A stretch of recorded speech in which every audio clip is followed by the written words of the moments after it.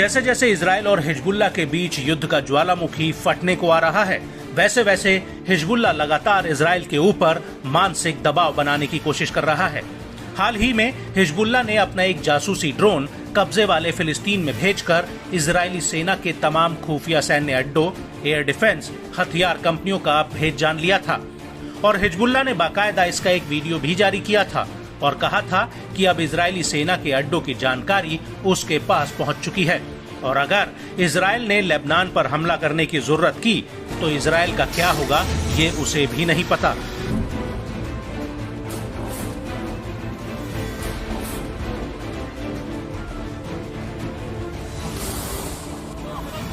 लेकिन अब इस सब के बीच हिजबुल्लाह ने एक बार फिर से इजराइल के साथ एक बहुत बड़ा कांड कर दिया है। वो ये है कि हिजबुल्लाह ने दोबारा अपना एक जासूसी ड्रोन भेजकर इजरायली सेना के कई राज जान लिए हैं। दरअसल हिजबुल्लाह का कहना है कि उसने कब्जे वाले सीरियन गोलन इलाके में अपना एक जासूसी ड्रोन भेजा था और ये ड्रोन काफी समय तक इस इलाके में उड़ान भरता रहा और आईडीएफ के सारे महत्वपूर्ण ठिकानों की जानकारी इकट्ठा करके उसका वीडियो रिकॉर्ड करता रहा और तो और आईडीएफ को इसकी भनक तक नहीं लगी और ये ड्रोन सीरियन गोलन में आईडीएफ के सारे भेद जानकर वापस लेबनान लौट आया।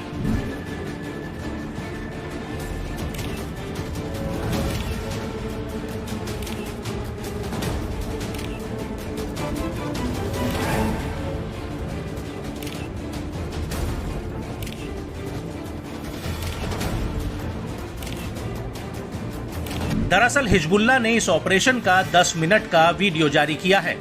वीडियो में इजराइल के 6 रणनीतिक इलेक्ट्रॉनिक जासूसी अड्डों को दिखाया गया है। इसमें पश्चिम और पूर्वी Shlagim site, Estra site, Israeli site, Avital site और तेलफारेस सैन्य अड्डे शामिल हैं और हिजबुल्लाह ने इस ऑपरेशन को होपोए पार्ट 2 का नाम दिया है।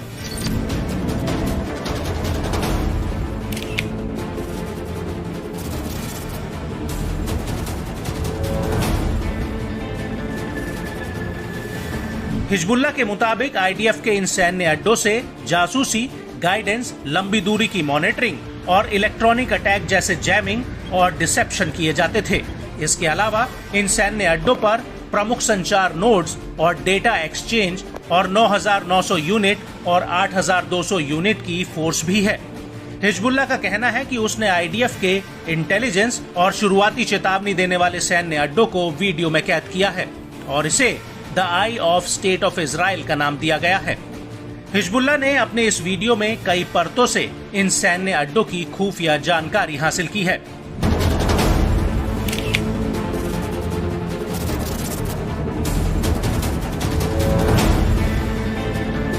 वीडियो में उन सड़कों को भी फिल्माया गया है जिन्हें आईडीएफ ने हमास के हमले के वक्त बनाया था और इन रास्तों पर इजरायली सैनिकों के कई शेल्टर्स भी बनाए गए थे। इसके अलावा इस वीडियो के आखिर में ये भी आ रहा है कि आगे अभी बाकी है, जिसका मतलब ये हुआ कि साफेद और तबारिया की जासूसी का वीडियो अगले एपिसोड में आना बाकी है।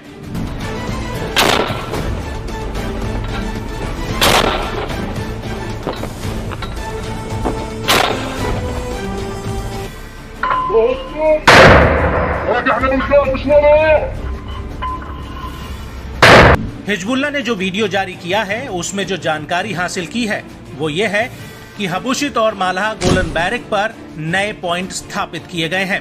योआव बैरिक्स पर आर्टिलरी और मिसाइल बटालियन अल जलील और गोलन फ्रंट्स पर ऑपरेट कर रही है।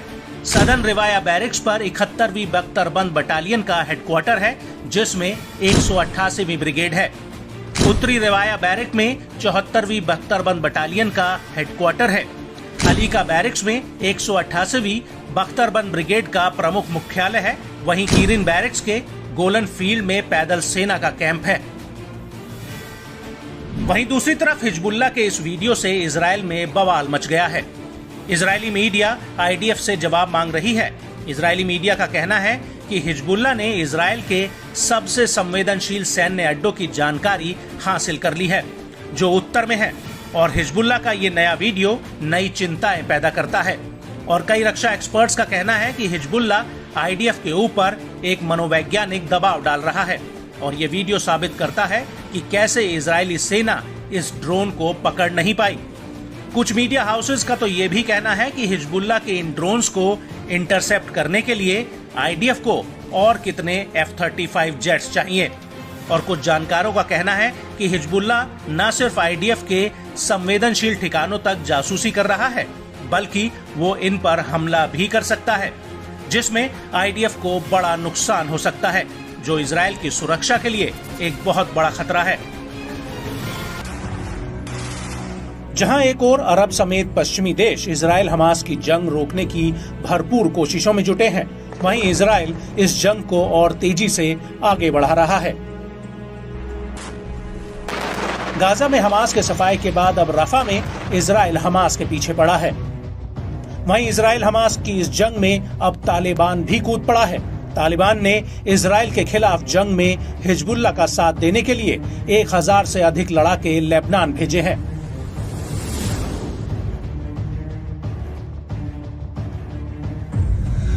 तालिबानी लड़ाके लेबनान की ओर जाते दिख रहे हैं। एक्स पर इसे लेकर एक वीडियो भी सामने आया है। अफगानिस्तान से पहली खेप में 1000 से ज्यादा तालिबानी लड़ाके लेबनान भेजे गए हैं, जो युद्ध में हिजबुल्लाह का साथ देंगे। ये लड़ाके अत्याधुनिक हथियारों और मिलिट्री वाहनों से लैस हैं। तालिबानी लड़ाके हाथ में हथियार लहराते हुए मिलिट्री वाहन के साथ स्केटिंग करते जाते हुए देखे जा सकते हैं।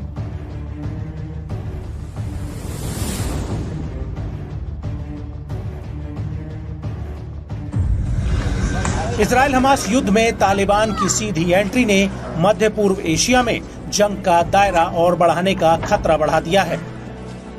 तालिबान का कहना है कि उसके पास अरबों रुपयों के अमेरिकी हथियार हैं, जिसे जो बाइडेन अफगानिस्तान में छोड़ गए हैं।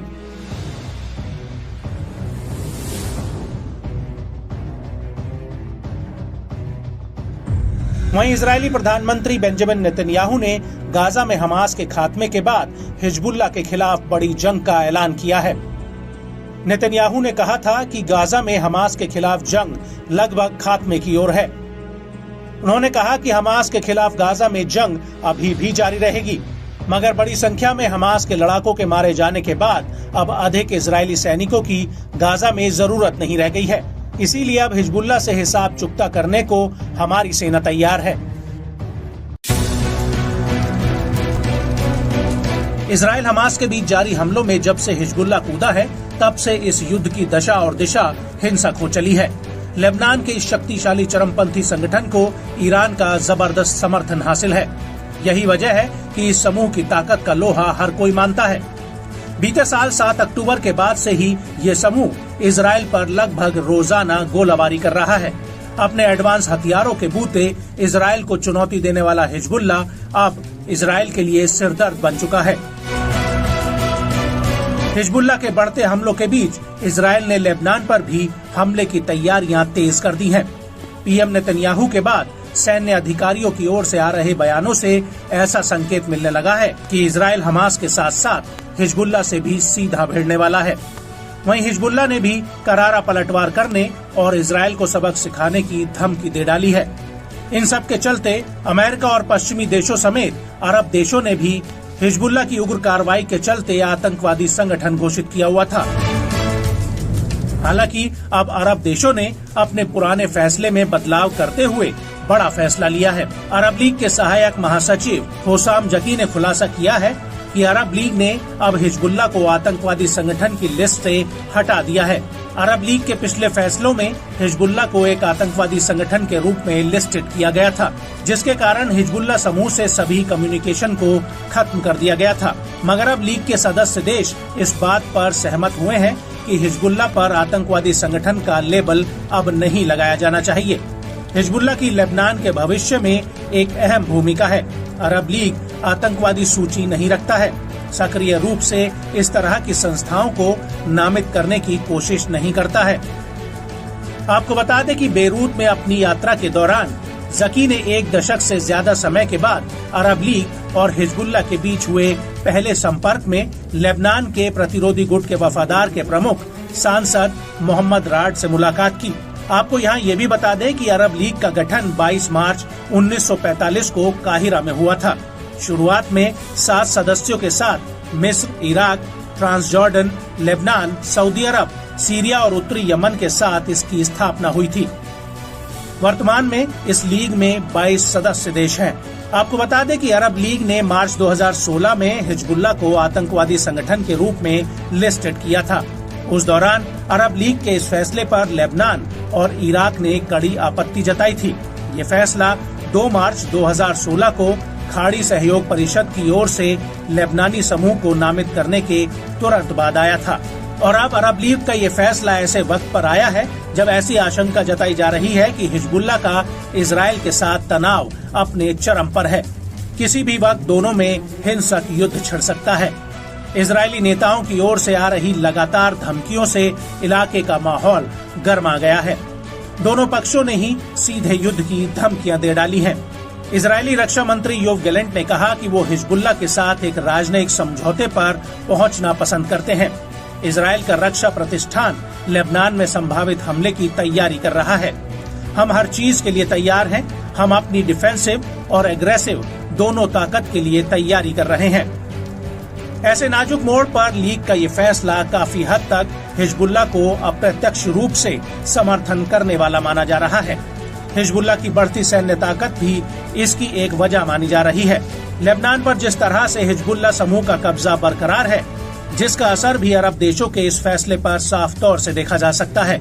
अरब लीग के सहायक महासचिव ने बताया कि इजराइल की ओर से आ रहे हमलों के संकेत चिंताजनक हैं। लेबनान पर युद्ध थोपने की ओर इशारा करते हैं। अरब लीग इसके खिलाफ है।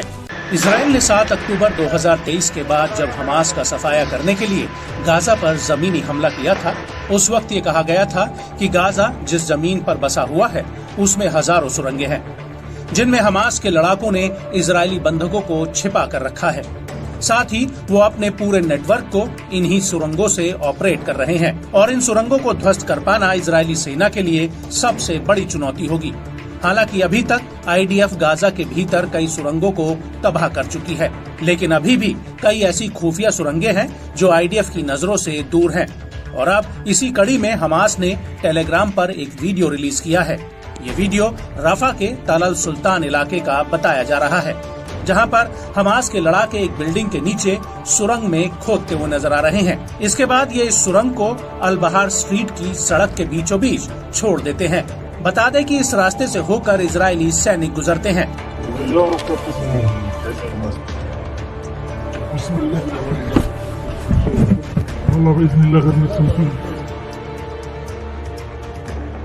और इस वीडियो में कुछ ही सेकंड के बाद इस सुरंग में जोरदार धमाका होता है। दरअसल धमाका होने से पहले आईडीएफ का एक टैंक इस सड़क पर आता है और उसके तुरंत बाद सुरंग में ब्लास्ट हो जाता है, जिसकी चपेट में ये टैंक आ जाता है। दरअसल अल कासिम ब्रिगेड के लड़ाके इस सुरंग में भारी मात्रा में विस्फोटक लगा देते हैं और जैसे ही आईडीएफ का मरकावा टैंक यहाँ से गुजरता है, सुरंग में रखा बारूद फट जाता है। अल कासिम का कहना है कि इस धमाके में टैंक का चालक दल मारा गया है।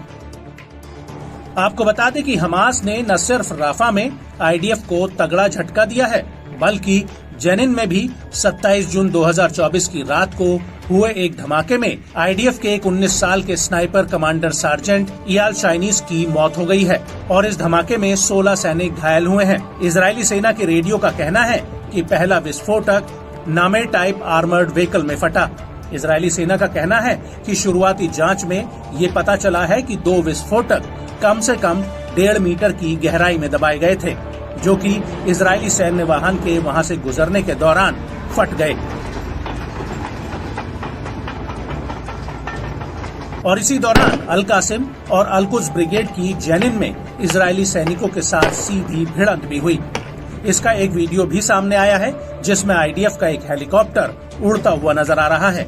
बताया जा रहा है कि यह हेलीकॉप्टर आईडीएफ के घायल जवानों को लेकर जा रहा था, जो उत्तरी जेनिन में हुए बम धमाके में घायल हुए थे। बड़ी बात यह है कि इस हमले से पहले इजरायली सेना ने जेनिन के कालिकिलिया गवर्नेट, बेथलेहम और हेब्रोन में छापेमारी की थी। इसके अलावा रामल्ला के केंद्रीय इलाके में भी आईडीएफ ने कई रेड मारी थी और इस कार्रवाई से पहले 26 जून को आईडीएफ ने दक्षिणी हेब्रोन में 7 बिल्डिंग्स को ध्वस्त कर दिया था। इस दौरान अल इस्वैया में आईडीएफ ने आंसू गैस के गोले छोड़े थे और बमबारी की थी। इजराइल हमास युद्ध की वजह से उत्तरी इजराइल पर लेबनान के हिजबुल्लाह ने इस कदर कहर बरपाया है कि अब इजरायली सेना हिजबुल्लाह से सीधे जंग की तैयारी कर रही है। हिजबुल्लाह बार बार उत्तरी बॉर्डर पर लगातार बमबारी और मिसाइल रॉकेट हमले कर रहा है, जिससे इजराइल का ये इलाका वीराने में तब्दील हो चुका है। और तो और जैसे ही आईडीएफ इस इलाके में अपना कोई नया ठिकाना बनाती है, हिजबुल्लाह उस पर भी हमला कर देता है। और इन्हीं हमलों को लेकर हिजबुल्लाह ने एक बहुत बड़ा दावा किया है। हिजबुल्लाह का कहना है कि उसने कब्जे वाले सफाद के बिरिया इलाके में एक बड़ा रॉकेट हमला किया है। हिजबुल्लाह ने यहाँ पर रॉकेट का एक पूरा का पूरा जत्था ही दाग दिया, जिसकी वजह से यहाँ पर भीषण आग लग गई। वहीं इस हमले को लेकर इजरायली मीडिया का कहना है कि हिजबुल्लाह ने सफाद से लेकर अल जलील में कम से कम 40 रॉकेट फायर किए हैं। वहीं दूसरी तरफ हिजबुल्लाह का कहना है कि उसने बेरिया बैरिक्स पर ग्रेड टाइप रॉकेट का एक पूरा साल्वो फायर किया है, जो इजरायली सेना की नॉर्दर्न कमांड की प्रमुख एयर डिफेंस यूनिट की मेजबानी करता है। आपको बता दें कि हिजबुल्लाह का ये भी कहना है कि उसने ये हमला आईडीएफ द्वारा दक्षिणी लेबनान के अल नबातिया और सुमोर शहर में किए गए हमलों के जवाब में किया था और हिजबुल्लाह के जवाबी हमले की वजह से सफाद में अचानक से अंधेरा छा गया। वहीं शुरुआती रिपोर्ट्स के मुताबिक इस हमले में कई लोगों के घायल होने की भी सूचना है, जबकि इजराइल का आयरन डोम एयर डिफेंस सिस्टम इसका सामना करने में चुनौतियों का सामना कर रहा था। हिजबुल्लाह का कहना है कि उसके इस हमले की वजह से एन जेतिम सेटलमेंट और सफाद में जबरदस्त आग लग गई। और बड़ी बात यह है कि इजरायली मीडिया का कहना है कि ये हालिया हफ्तों में हिजबुल्लाह का सबसे बड़ा रॉकेट साल्वो हमला था।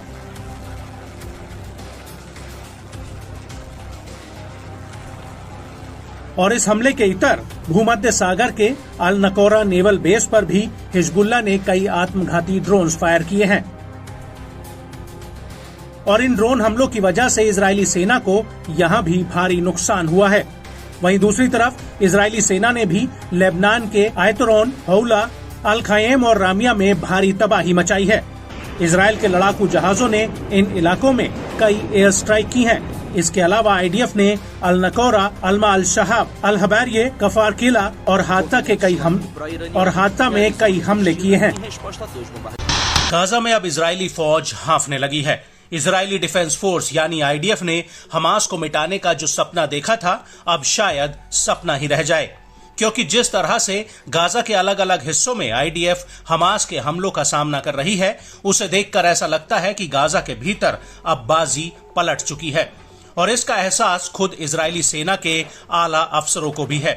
और यही वजह है कि अब पर्दे के पीछे आईडीएफ के जनरल गाजा में युद्ध विराम चाहते हैं, जिससे लेबनान बॉर्डर पर शांति बहाल हो। लेकिन नेतन्याहू की जिद की वजह से आईडीएफ पर इन दोनों फ्रंट पर भारी दबाव पड़ रहा है।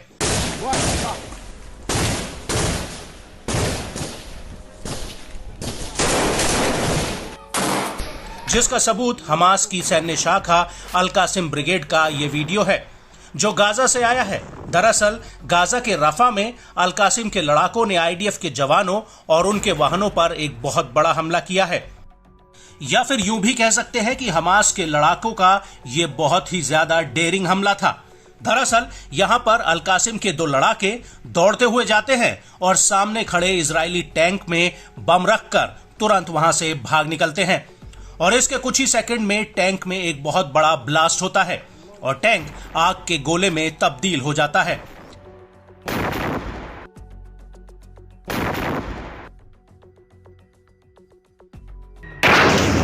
इसी वीडियो में साफ दिख रहा है कि इस धमाके के बाद भी हमास के लड़ाके रुकते नहीं हैं, बल्कि वो फिर से इस टैंक की तरफ एक रॉकेट फायर करते हैं।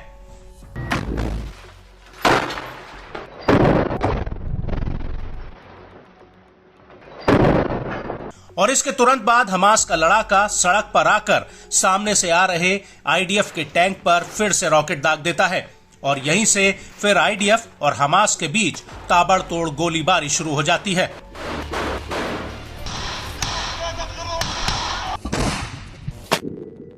वीडियो में आगे दिख रहा है कि अल-कासिम का एक लड़ाका लॉन्चर में रॉकेट भरकर उन्हें दनादन फायर कर रहा है।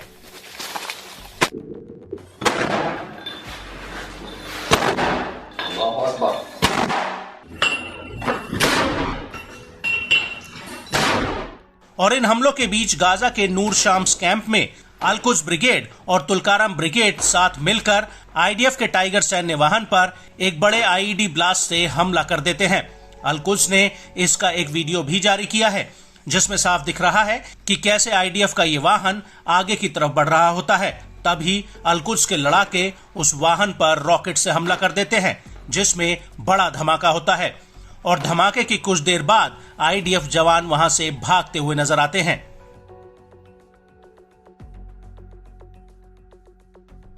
और इस हमले के अलावा अल सुजाया कैंप में भी अल-कुद्स ने आईडीएफ के नोमिर सैन्य वाहन पर एक बहुत बड़ा हमला किया है। अल-कुद्स ने इसका एक वीडियो भी जारी किया है जिसमें दिख रहा है कि कैसे एक लड़ाका रॉकेट लॉन्चर लेकर आगे बढ़ता है और उसे सामने से आईडीएफ का ये वाहन आता दिखाई दे जाता है जिस पर इजराइल का झंडा लगा होता है। इसके बाद ये लड़ाका उस पर रॉकेट फायर कर देता है जिसमें जबरदस्त ब्लास्ट होता है।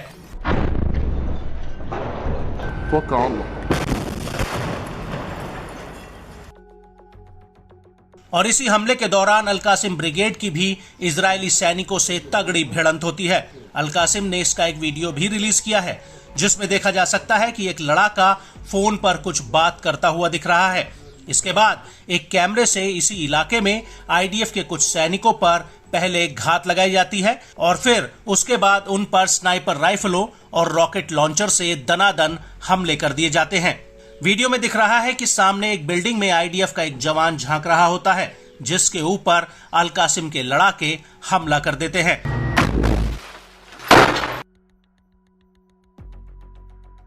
और इसी दौरान चारों तरफ फायरिंग की तड़तड़ाहट सुनाई देने लगती है। अल-कासिम के लड़ाके बिना रुके गोलियों की बरसात कर देते हैं।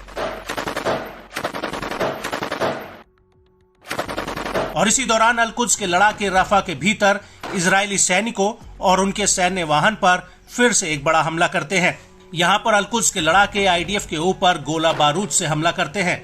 अल-कुद्स के इस वीडियो में दिख रहा है कि दूर से एक टैंक आगे की तरफ बढ़ रहा होता है।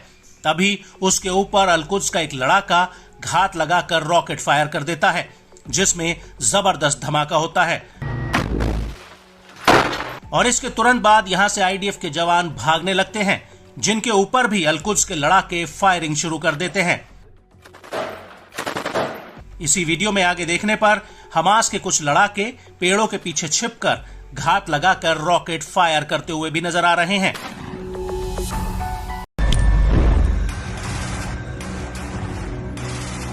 जहां एक और अरब समेत पश्चिमी देश इजराइल हमास की जंग रोकने की भरपूर कोशिशों में जुटे हैं, वहीं इजराइल इस जंग को और तेजी से आगे बढ़ा रहा है। गाजा में हमास के सफाए के बाद अब रफा में इजराइल हमास के पीछे पड़ा है। वहीं इजराइल हमास की इस जंग में अब तालिबान भी कूद पड़ा है। तालिबान ने इजराइल के खिलाफ जंग में हिजबुल्लाह का साथ देने के लिए 1000 से अधिक लड़ाके लेबनान भेजे हैं।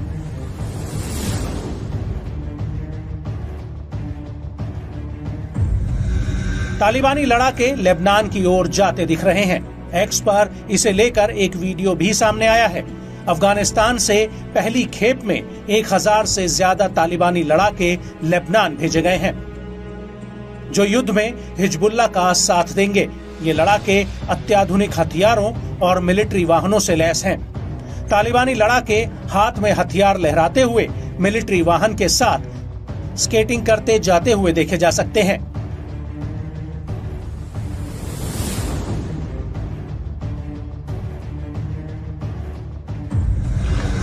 इजराइल हमास युद्ध में तालिबान की सीधी एंट्री ने मध्य पूर्व एशिया में जंग का दायरा और बढ़ाने का खतरा बढ़ा दिया है। तालिबान का कहना है कि उसके पास अरबों रुपयों के अमेरिकी हथियार हैं जिसे जो बाइडेन अफगानिस्तान में छोड़ गए हैं।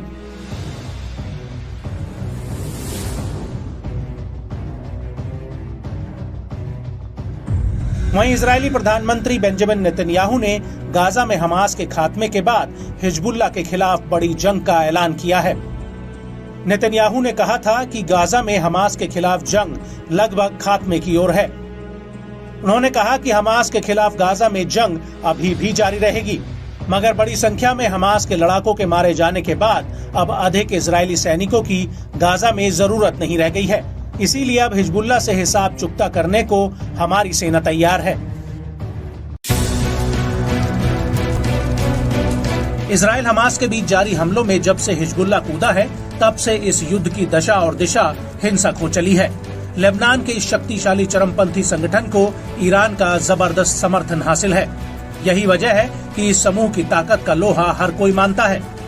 बीते साल 7 अक्टूबर के बाद से ही ये समूह इजराइल पर लगभग रोजाना गोलाबारी कर रहा है। अपने एडवांस हथियारों के बूते इजराइल को चुनौती देने वाला हिजबुल्लाह अब इजराइल के लिए सिरदर्द बन चुका है। हिजबुल्लाह के बढ़ते हमलों के बीच इजराइल ने लेबनान पर भी हमले की तैयारियां तेज कर दी हैं। पीएम नेतन्याहू के बाद सैन्य अधिकारियों की ओर से आ रहे बयानों से ऐसा संकेत मिलने लगा है कि इजराइल हमास के साथ साथ हिजबुल्लाह से भी सीधा भिड़ने वाला है। वहीं हिजबुल्लाह ने भी करारा पलटवार करने और इजराइल को सबक सिखाने की धमकी दे डाली है। इन सब के चलते अमेरिका और पश्चिमी देशों समेत अरब देशों ने भी हिजबुल्लाह की उग्र कार्रवाई के चलते आतंकवादी संगठन घोषित किया हुआ था। हालांकि अब अरब देशों ने अपने पुराने फैसले में बदलाव करते हुए बड़ा फैसला लिया है। अरब लीग के सहायक महासचिव होसाम जकी ने खुलासा किया है कि अरब लीग ने अब हिजबुल्लाह को आतंकवादी संगठन की लिस्ट से हटा दिया है।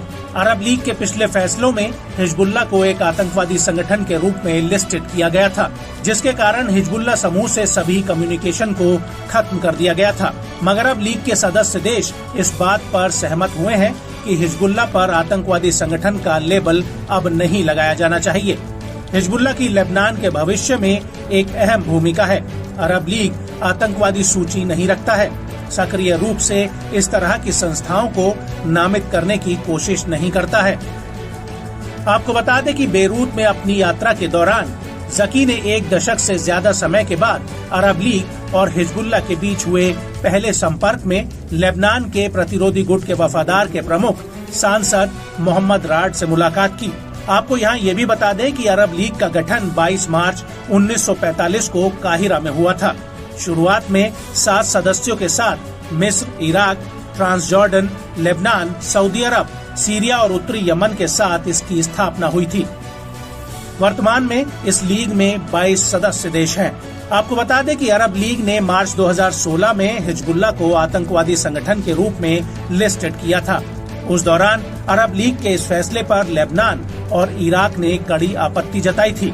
ये फैसला 2 मार्च 2016 को खाड़ी सहयोग परिषद की ओर से लेबनानी समूह को नामित करने के तुरंत बाद आया था। और अब अरब लीग का ये फैसला ऐसे वक्त पर आया है जब ऐसी आशंका जताई जा रही है कि हिजबुल्लाह का इजराइल के साथ तनाव अपने चरम पर है। किसी भी वक्त दोनों में हिंसक युद्ध छिड़ सकता है। इजरायली नेताओं की ओर से आ रही लगातार धमकियों से इलाके का माहौल गर्मा गया है। दोनों पक्षों ने ही सीधे युद्ध की धमकियां दे डाली हैं। इजरायली रक्षा मंत्री योव गैलेंट ने कहा कि वो हिजबुल्लाह के साथ एक राजनयिक समझौते पर पहुंचना पसंद करते हैं। इजराइल का रक्षा प्रतिष्ठान लेबनान में संभावित हमले की तैयारी कर रहा है। हम हर चीज के लिए तैयार हैं। हम अपनी डिफेंसिव और एग्रेसिव दोनों ताकत के लिए तैयारी कर रहे हैं। ऐसे नाजुक मोड़ पर लीग का ये फैसला काफी हद तक हिजबुल्लाह को अप्रत्यक्ष रूप से समर्थन करने वाला माना जा रहा है। हिजबुल्लाह की बढ़ती सैन्य ताकत भी इसकी एक वजह मानी जा रही है। लेबनान पर जिस तरह से हिजबुल्लाह समूह का कब्जा बरकरार है, जिसका असर भी अरब देशों के इस फैसले पर साफ तौर से देखा जा सकता है। अरब लीग के सहायक महासचिव ने बताया कि इजराइल की ओर से आ रहे हमलों के संकेत चिंताजनक हैं। लेबनान पर युद्ध थोपने की ओर इशारा करते हैं। अरब लीग इसके खिलाफ है।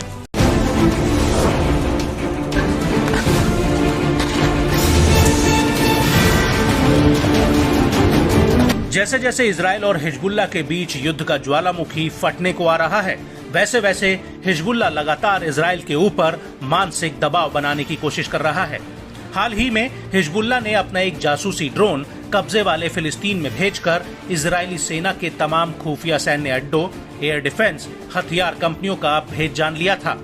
और हिजबुल्लाह ने बाकायदा इसका एक वीडियो भी जारी किया था और कहा था कि अब इजरायली सेना के अड्डों की जानकारी उसके पास पहुंच चुकी है और अगर इजराइल ने लेबनान पर हमला करने की जरूरत की तो इजराइल का क्या होगा ये उसे भी नहीं पता।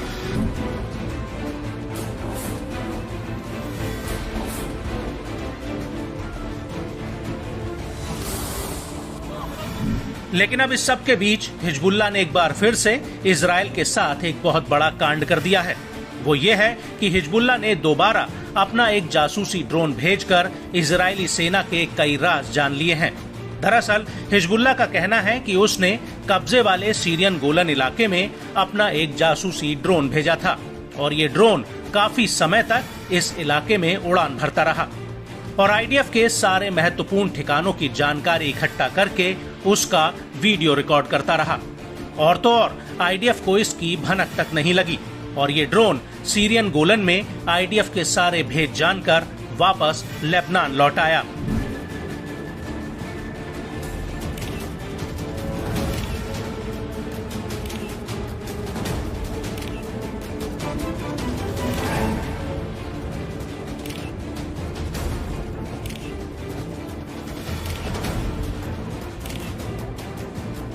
दरअसल हिजबुल्लाह ने इस ऑपरेशन का 10 मिनट का वीडियो जारी किया है।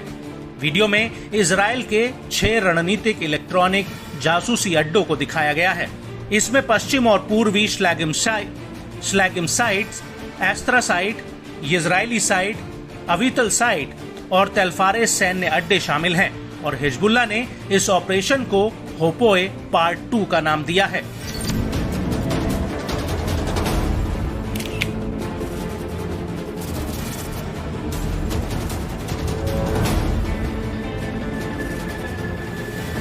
हिजबुल्लाह के मुताबिक आईडीएफ के इन सैन्य अड्डों से जासूसी, गाइडेंस, लंबी दूरी की मॉनिटरिंग और इलेक्ट्रॉनिक अटैक जैसे जैमिंग और डिसेप्शन किए जाते थे। इसके अलावा इन सैन्य अड्डों पर प्रमुख संचार नोड्स और डेटा एक्सचेंज और 9,900 यूनिट और 8,200 यूनिट की फोर्स भी है। हिजबुल्लाह का कहना है कि उसने आईडीएफ के इंटेलिजेंस और शुरुआती चेतावनी देने वाले सैन्य अड्डों को वीडियो में कैद किया है और इसे the I of state of Israel का नाम दिया गया है। हिजबुल्लाह ने अपने इस वीडियो में कई परतों से इन सैन्य अड्डों की खुफिया जानकारी हासिल की है।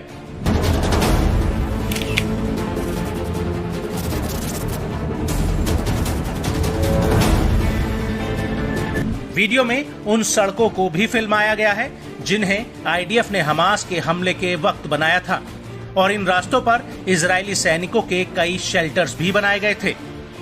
इसके अलावा इस वीडियो के आखिर में ये भी आ रहा है कि आगे अभी बाकी है, जिसका मतलब ये हुआ कि साफेद और तबारिया की जासूसी का वीडियो अगले एपिसोड में आना बाकी है।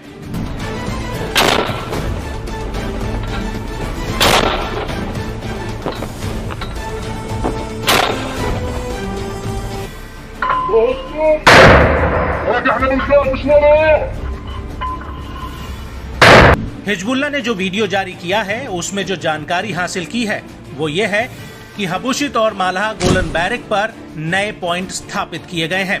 योआव बैरिक्स पर आर्टिलरी और मिसाइल बटालियन अल जलील और गोलन फ्रंट्स पर ऑपरेट कर रही है।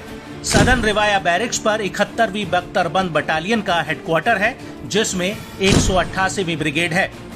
उत्तरी रिवाया बैरिक में 74वीं बख्तरबंद बटालियन का हेडक्वार्टर है। अली का बैरिक्स में 188वीं बख्तरबंद ब्रिगेड का प्रमुख मुख्यालय है। वहीं कीरिन बैरिक्स के गोलन फील्ड में पैदल सेना का कैंप है। वहीं दूसरी तरफ हिजबुल्लाह के इस वीडियो से इजराइल में बवाल मच गया है। इजरायली मीडिया आईडीएफ से जवाब मांग रही है। इजरायली मीडिया का कहना है कि हिजबुल्लाह ने इजराइल के सबसे संवेदनशील सैन्य अड्डों की जानकारी हासिल कर ली है जो उत्तर में है और हिजबुल्लाह का ये नया वीडियो नई चिंताएं पैदा करता है। और कई रक्षा एक्सपर्ट्स का कहना है कि हिजबुल्लाह आईडीएफ के ऊपर एक मनोवैज्ञानिक दबाव डाल रहा है और ये वीडियो साबित करता है कि कैसे इजरायली सेना इस ड्रोन को पकड़ नहीं पाई।